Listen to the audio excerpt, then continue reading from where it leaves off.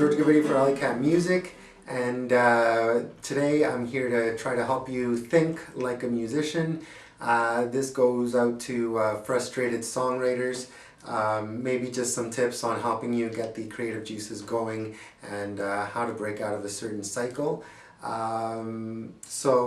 Basically the first thing that I would suggest is, if you're not already familiar with music theory and harmony, then go out and learn about that because it's very important, and basically it teaches you about the palette that you have available as a musician and a songwriter to create music. So if I'm going to paint something, then I have colors available, you know, and if I want to create a certain mood, let's say a dark mood, I might have, you know, the colors gray, black, navy blue, things like that to create a sort of darker painting.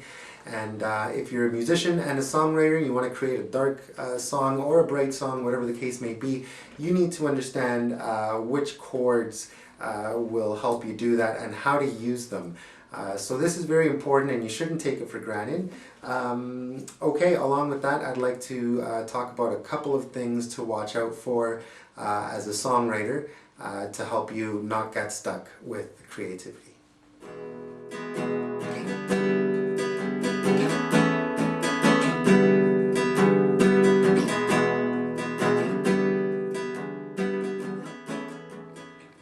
Okay, so the first point that I'm going to talk about in getting rid of those creative roadblocks is this one goes out to guitar players or string players that might take this kind of approach to writing music.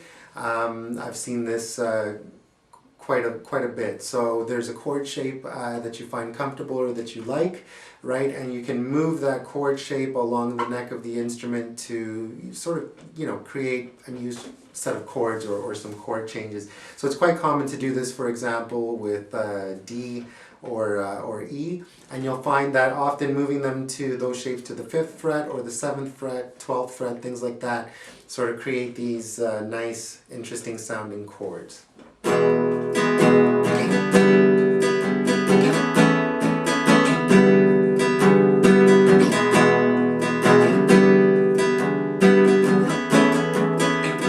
So that's great. It sounds nice, and you can definitely use that in your music. There's absolutely nothing wrong with that. But you should understand why those chords sound good, and that shouldn't be your only. Also, the names of those chords. Sorry, and that shouldn't be your only basis for composing music. If you're going to use that approach quite a bit, eventually you're gonna run out of ideas, and that creative well is going to run dry.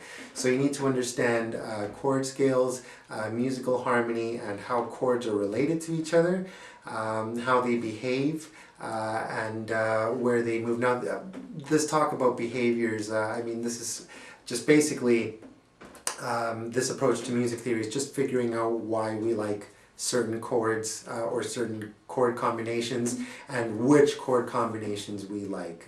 So whether it's rock music, country music, jazz, classical music, whatever the case may be, you know, there's certain things that work that we kind of like, and certain things that we don't. There's many things, and it's our job as musicians and songwriters to learn to put them together, and to put them together wisely. Doing something like this, like moving a chord shape around,